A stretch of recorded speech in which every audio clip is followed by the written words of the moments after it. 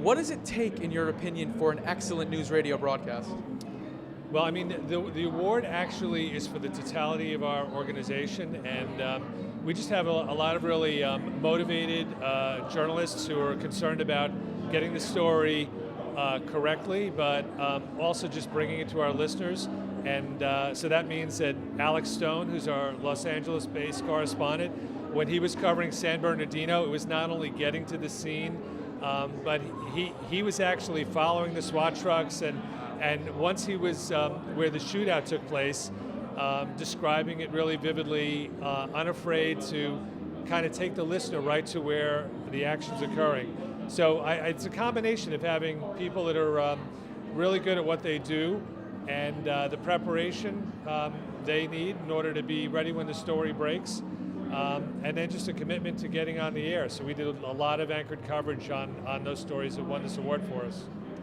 Well, you mentioned San Bernardino. Obviously, this year has been crazy with news headlines from terrorism to this election. Is there a specific story other than San Bernardino that you are most proud of this last year or so? I wouldn't say there's a single story, but I'll tell you what's happened. It's changed a little in radio.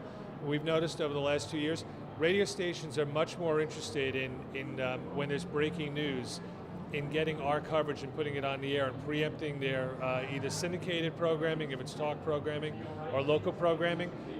It seems that they really recognize that the key to their survival is immediacy and relevancy.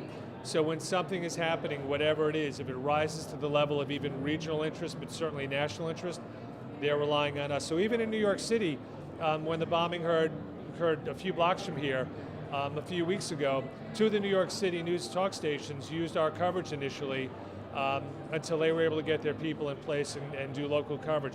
So there's not any single story. I think it's just the continual positioning of yourself ready to go on the air, and that's sort of the mindset of our whole team is day and night, weekday and weekend. Everyone is ready at any minute. If we had to go on the air right now, who would do it and how would we do it? And that's really a 24/7 commitment.